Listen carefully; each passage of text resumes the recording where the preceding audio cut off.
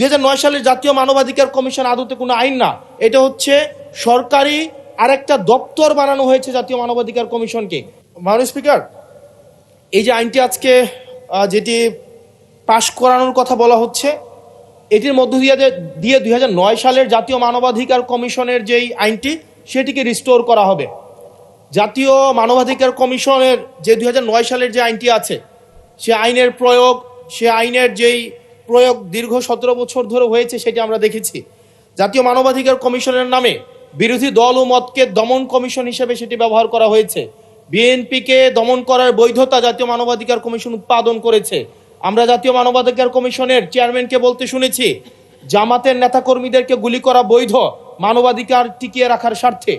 আমরা জাতীয় মানবাধিকার কমিশন 2009-এ যদি চলে যাই, আমরা মাননীয় স্পিকার 2009-এ যদি চলে যায়, আজকে যদি 2025-এর অধ্যাদেশটিকে ল্যাপস করে দেওয়া হয়, এটি এই সংসদের জন্য আমাদের যে আমরা ফরওয়ার্ডিং একটা মুভে ছিলাম, আজকে এই 2025-এর অধ্যাদেশটি ল্যাপস করার মধ্য দিয়ে জাতি আবার ব্যাকওয়ার্ডের দিকে যাবে এবং জাতি পিছিয়ে পড়ার একটা টেক্সট বুক এক্সাম্পল হিসেবে এই সংসদে এটি থাকবে।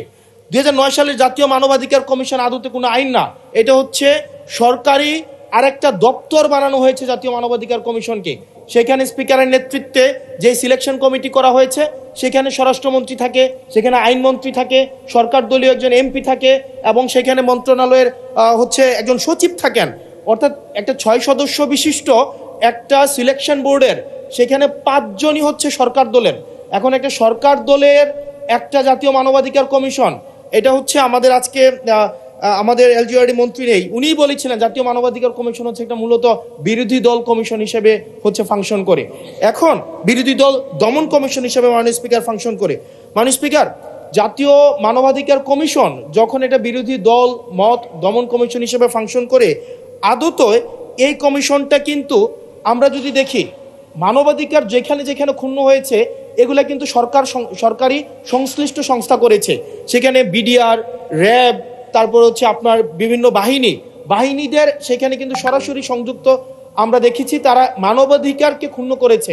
কিন্তু 2009 সালের জাতীয় মানবাধিকার কমিশন আমরা দেখেছি, যদি বাহিনীর বিরুদ্ধে আপনি কোনো তদন্ত পরিচালনা করতে চান, তাহলে সেই বাহিনীর সেই বাহিনীর পূর্বানুমতি আপনার লাগবে, সরকারের পূর্বানুমতি লাগবে। মাননীয় স্পিকার, সরকারের পূর্বানুমতি নিয়ে সরকার যে মানবাধিকার ক্ষুণ্ণ করবে, সেই মানবাধিকারের তদন্ত কতটা স্বচ্ছ হবে সেটা এই সংসদের প্রত্যেকটা সদস্যই সেই বিষয়টি জানে।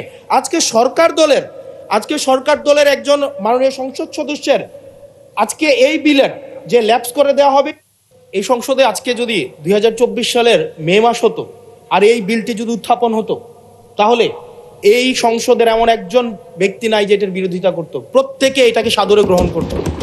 আজকে সময় পাল্টিয়েছে। আজকে 2008 সাল 2018 সালে আপনারা এই পাশে ছিলেন, আজকে ওই পাশে গিয়েছেন, আপনারা সংখ্যাগরিষ্ঠ হয়েছেন, আজকে এই বিলের বিরুদ্ধে আপনারা অবস্থান নিচ্ছেন। 2024 সালের কোনো এক মাসে, জুলাইয়ের আগে, এটা ফেব্রুয়ারি, জানুয়ারি, মার্চ, যদি এটা তৎকালীন ফেসিবাদ সময়ে যদি এই বিলটাকে 2025 সালের যে আপনাদের জাতীয় মানবাধিকার কমিশনের যে অধ্যাদেশটা আছে সেটা যদি এই সংসদে উত্থাপন করা হতো, 300 জন এখানে যারা উপস্থিত আছেন প্রত্যেকেই চাইতেন এই জাতীয় মানবাধিকার কমিশনটা সেটা যেন পাশ করা হয়। কিন্তু আজকে সময় পাল্টিয়েছে, ঋতু পরিবর্তন হয়েছে, আজকে চেয়ার পরিবর্তন হয়েছে, দিক পরিবর্তন হয়েছে, আমরা জাতীয় মানবাধিকার কমিশনের বিরুদ্ধে আমরা অবস্থান নিচ্ছি এবং আজকে আমাদের এই অবস্থান রং সাইড অফ দা আমাদের রাইট অর রং, আমরা যে মোরালিটির আমরা রং সাইডে অবস্থান নিচ্ছি, এটা টেক্সট বুক এক্সাম্পল হিসেবে ইতিহাসে লিপিবদ্ধ থাকবে। মাননীয় স্পিকার, এই আইনটা এটা শুধুমাত্র যে জাতীয় মানবাধিকার কমিশন শুধুমাত্র এটার সাথে সম্পর্কিত না, বরং এটা আরো 2টা অধ্যাদেশের সাথে সম্পর্কিত। এটা গুম অধ্যাদেশের সাথে সম্পর্কিত এবং আমাদের যে জুলাই গণ অভ্যুত্থান দায় এবং আমাদের দায়মুক্তির যে অধ্যাদেশটা রয়েছে সেটার সাথে সম্পর্কিত। আজকে 2025 সালের জাতীয় মানবাধিকার কমিশন এটাকে ল্যাপস করার মধ্য দিয়ে আদতে বাকি 2টা অধ্যাদেশকে অর্নামেন্টাল করে ফেলা হয়। এটাকে আদতে সরকার এই পরবর্তীতে অধ্যাদেশগুলোকে রাজনৈতিক দমন পীড়নে যে ওয়েপনাইজ করবে না, সেটির কোনো নিশ্চয়তা নেই। মাননীয় স্পিকার, আমাদের সবচেয়ে বড়, আমরা ইতিহাস থেকে কোনো শিক্ষা নেই না। আমি এই সংসদে দাঁড়িয়ে এটা হিস্টোরিক্যাল ডকুমেন্ট হিসেবে থাকবে, এটা এই বছর পাস না হোক, আগামী বছর পাস না হোক, সংখ্যাগরিষ্ঠতার দোহাই দিয়ে হয়তো এটাকে ল্যাপস করা যাবে, কিন্তু এই সংসদে জাতীয় মানবাধিকার কমিশন অবশ্যই পাস হবেই হবে। মাননীয় স্পিকার, ধন্যবাদ মাননীয় সদস্য। মাননীয় আইনমন্ত্রী, এখন আইনমন্ত্রী